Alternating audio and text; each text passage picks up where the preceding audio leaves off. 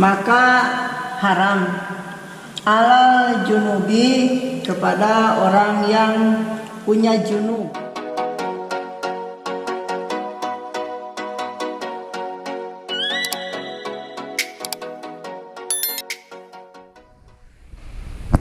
Assalamualaikum warahmatullahi wabarakatuh.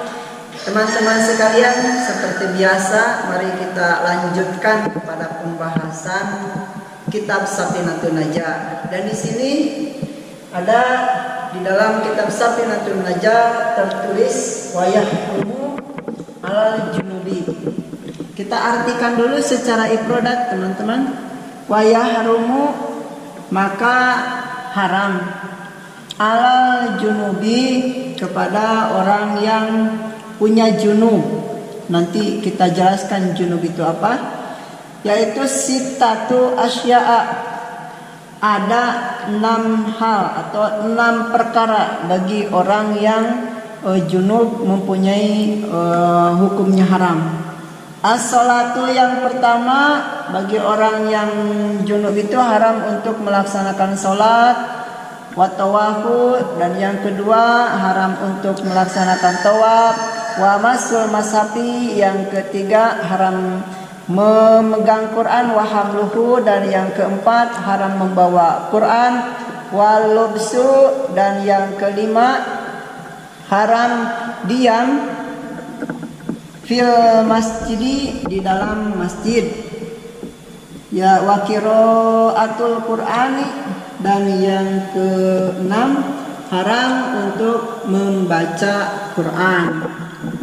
Seperti biasa teman-teman, mari kita jelaskan secara detail. Mudah-mudahan diberikan kelancaran dalam menjelaskannya dan bisa dipahami.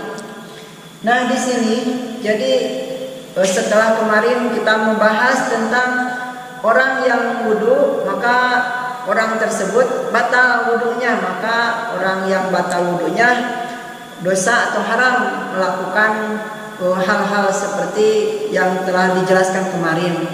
Nah, sekarang adalah bagi orang yang junub. Kenapa? Karena kan di situ waktu kemarin, waktu yang lebih videonya yang lebih ke belakang, kita menjelaskan tentang yang membatalkan wudu. Nah, sekarang diantaranya yang membatalkan wudu itu kan, misalnya kemarin ada buang air kecil atau buang air besar. Terus, nah, yang di sini adalah junub. Bagi orang yang junub juga, dia itu wudunya batal. Nah, kita menjelaskan tentang junub, teman-teman. Jadi junub itu apa? Junub itu adalah, maaf ini 17 tahun ke atas, adalah setelah melakukan hubungan suami istri, maka dia itu hukumnya menjadi orang yang mempunyai hadas besar. Nah, orang yang mempunyai hadas besar tersebut itu dinamakan junub, baik itu setelah berhubungan suami istri atau setelah mimpi jima. Nah, itu dia hukumnya junub. Atau sekali lagi, atau yang satu lagi, setelah haid dan nifas, itu dikatakan junub. Jadi junub itu umum bagi orang yang keluar mani atau setelah berhubungan suami istri dan sebagainya. Nah, dikatakan junub. Bagaimana orang yang junub? Nah, kemarin bagaimana orang yang wudunya batal, maka haram melakukan hal-hal yang telah kita jelaskan. Nah, di sini bagaimana orang yang sudah junub, sudah mempunyai junub, dia belum mandi besar, belum bersuci, maka hukumnya sama ya kayak seperti kemarin, hukumnya haram. Cuman perbedaannya di sini ada tambahan jumlahnya. Kemarin ada 4 orang yang batal wudu. Nah, sekarang ada sitatu asya, ada 6 hal orang yang junub maka dosa atau haram melakukan 6 hal tersebut.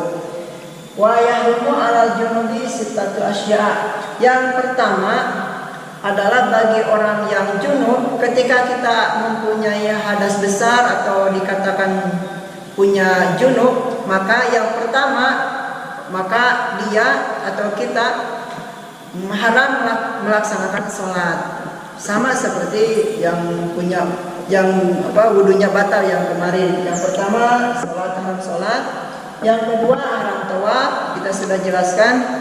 Yang ketiga haram membawa Quran, haram memegang Quran dan membawa Quran. Nah, di sini ada tambahannya. Di sini yang saya akan jelaskan. Jadi ada tambahan bagi orang yang junub, beda yang kemarin. Kalau bagi yang orang yang wudunya batal, cuma ada 4. Nah, di sini bagi orang yang mempunyai junub atau hadas besar, maka yang kelima haram untuk diam di dalam masjid. Jadi dia itu atau kita mempunyai hadas besar, harus ingat, maka tidak boleh, maka haram hukumnya untuk diam di masjid. Tidak boleh untuk diam di masjid. Jadi harus menghilangkan hadas besar dengan mandi besar. Jadi kalau kita ingin masuk masjid, kita ingin diam di masjid, punya junub, maka wajib untuk melakukan mandi besar. Nah, di sini yang keenam dilanjutkan wa qiraatul Qur'ani, dan yang keenam bagi orang yang mempunyai junub maka haram membaca Quran. Bukan hanya memegang Quran, bukan hanya membawa Quran, tapi ditambah lagi kalau orang yang junub maka dia haram untuk membaca Quran. Dalam arti kalau kita misalnya hafal Quran atau biasa misalnya surah Al-Fatihah kan hampir semua orang hafal, surah Al-Ikhlas, pokoknya ayat Al-Quran. Dia itu membaca ayat Al-Quran dalam keadaan junub, maka tidak boleh. Kalau dipaksakan membaca, maka hukumnya adalah dosa.